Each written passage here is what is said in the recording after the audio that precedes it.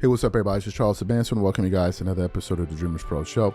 We'll cover everything from sports, hot topics, classic debates, entertainment, and we give you guys a fresh perspective on things and how we see them. And today we got a hell of a show in store for you guys. But before we get into it, please make sure you like the video and sub to the channel. I'm getting tired of it. You Kobe fans think Kobe is something else. You think he's something else. Kobe shot 45% from the field for his career. LeBron shot 50%. LeBron got 40,000 points. LeBron is the greatest scorer ever.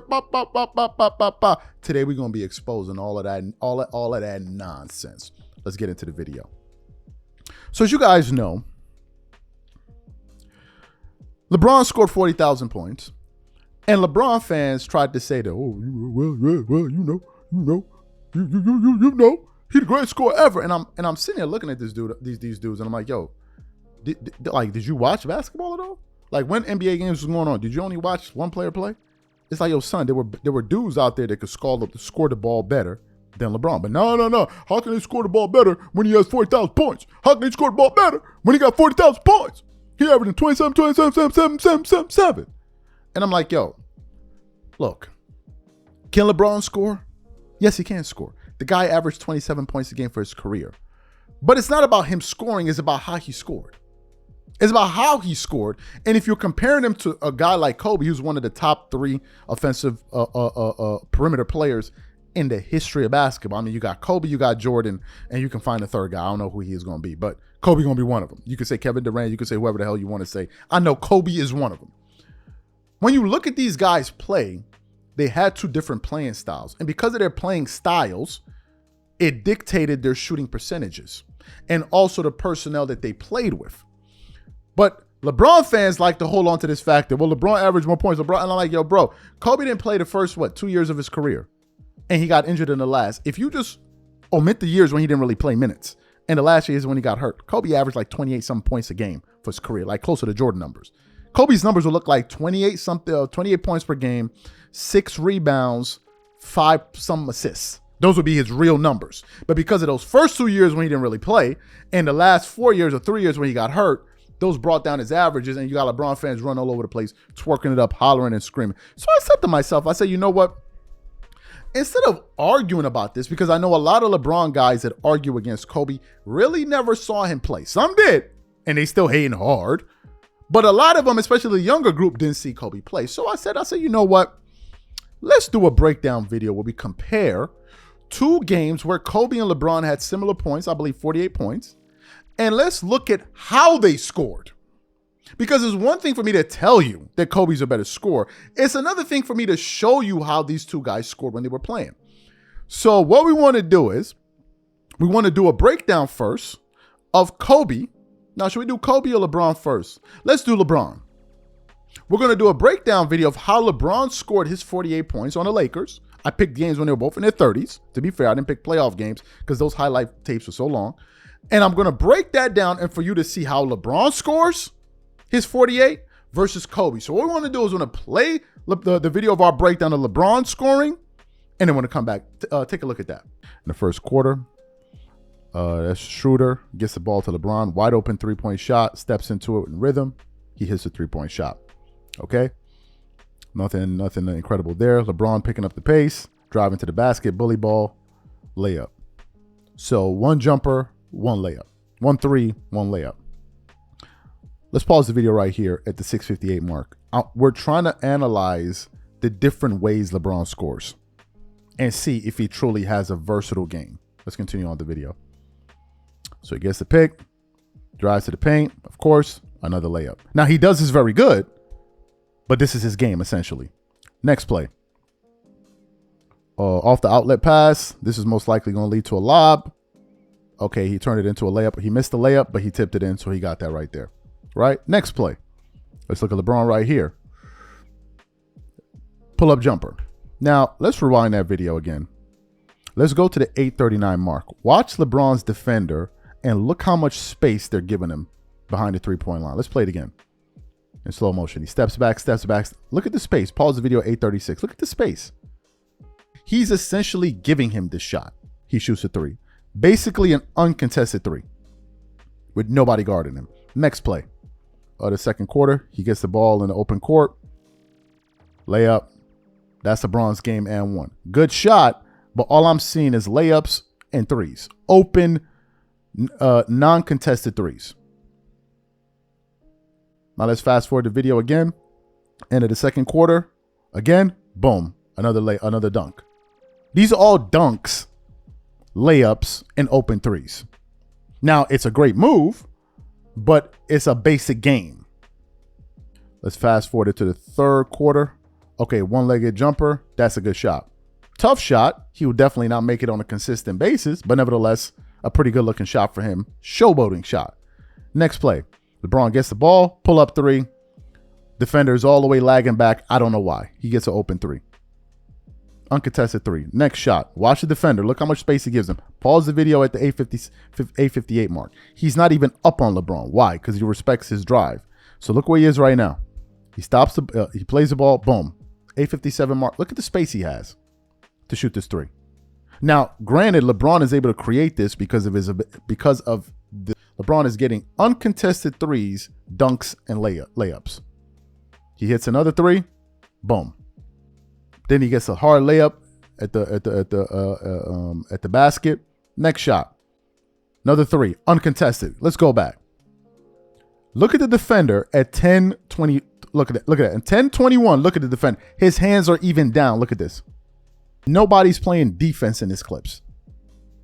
The very next play, he missed because there was some defense since he was closer to him. Gets around him, off the glass. That's a pretty shot.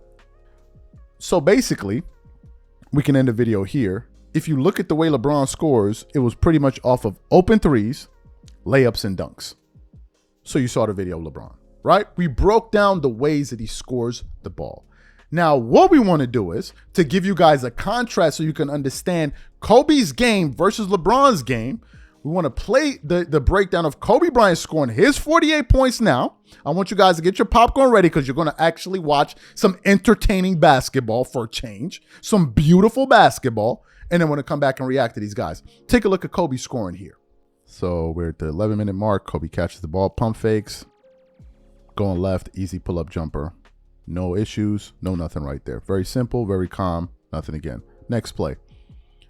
I think that's Grant Hill missing a three-point shot. Matt Barnes, outlet pass to Kobe Bryant. Stop, spin, off the glass. Effortless. Let's pause the video. In none of these shots do you see Kobe stressing. Do you see Kobe pressing anything? Struggling, out of control. He just gets into his spots, effortlessly going into his shot. Next, let's continue on. Next play. Kobe gets the ball, pump fake, bump him, fading off to the left, out of the side out of bounds. Hits a fadeaway shot. Next play. Kobe catches the ball in the post, sees the double team, pull up, jumper. If you notice, Kobe's scoring all of his points off of mid-range jumpers. Let's go to the 3-minute mark. Kobe catches the ball off the pin down. Pull-up jumper, smooth. Next play. Steve Nash tries to front him, pushes off, jumper. Next play. Pull up, pump fake, and one. Boom. This is all jump shots.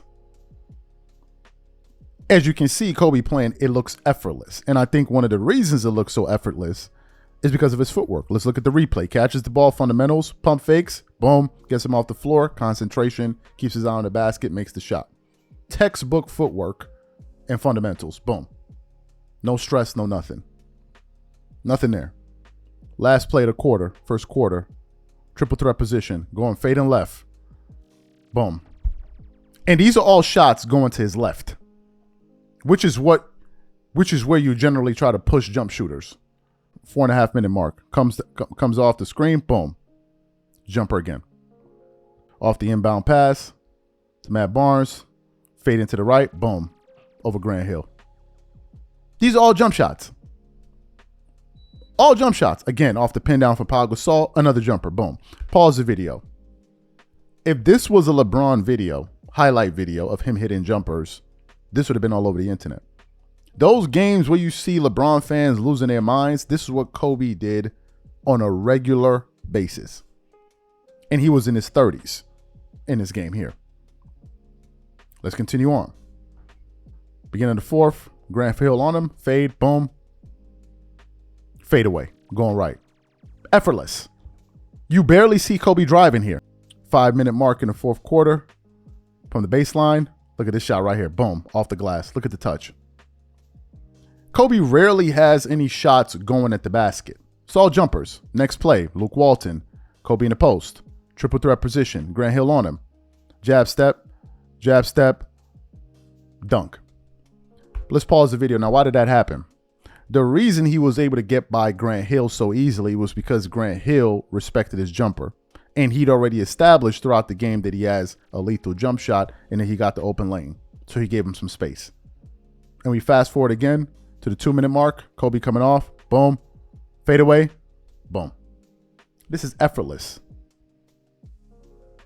This is effortless. That's how Kobe did work almost every single night. Now, a lot of LeBron fans will watch it and say, if LeBron fans that didn't watch that will say, well, Kobe doesn't have a good field goal shooting percentage. Let's see how well LeBron's field goal shooting percentage would be if he took more jumpers. I rest my case.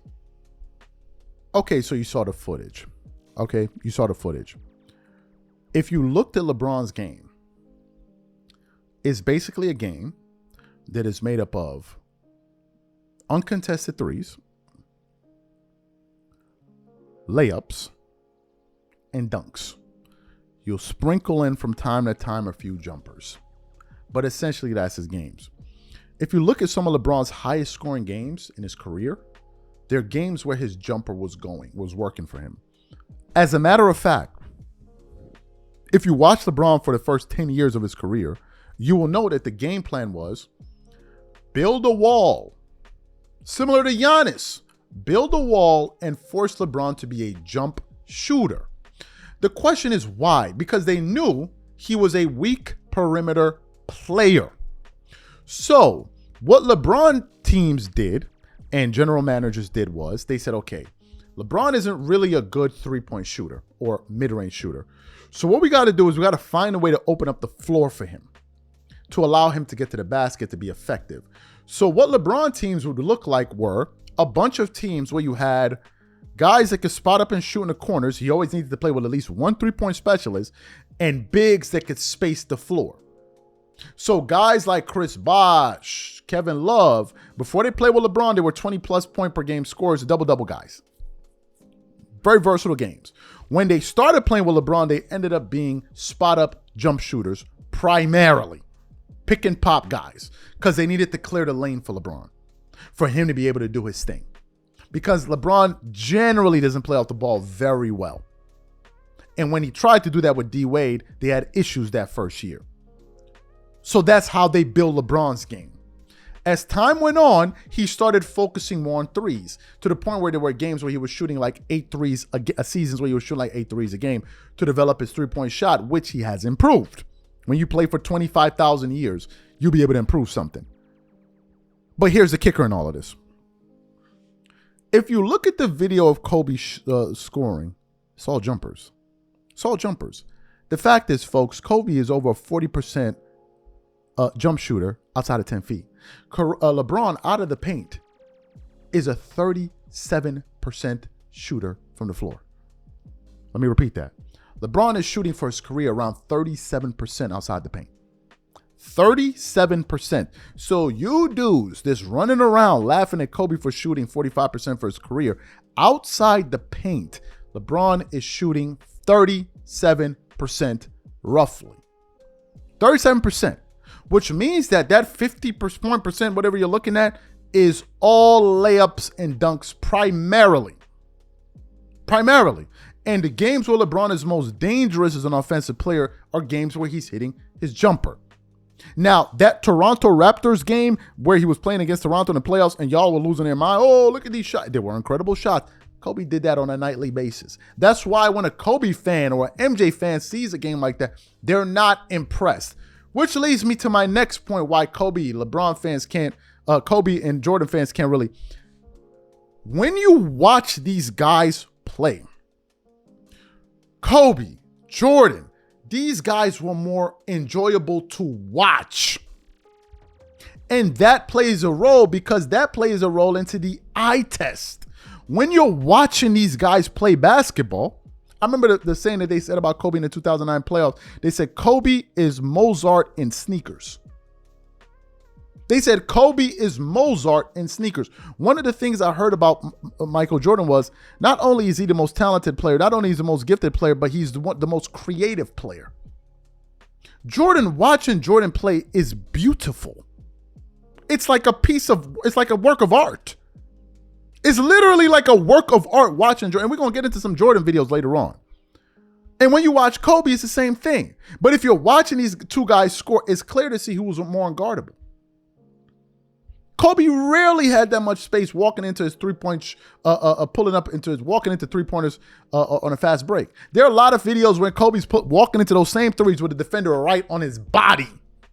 No space. So to me, when you watch this game, you will see clearly with your own two eyes that Kobe was obviously the more superior offensive player. And it's one of the reasons he was able to average 35 points in an era where teams are scoring less than 100. Let's be for real. These are my thoughts. Whatever you guys think, please leave your thoughts and comments in the comment section. We catch you on the next show. Peace.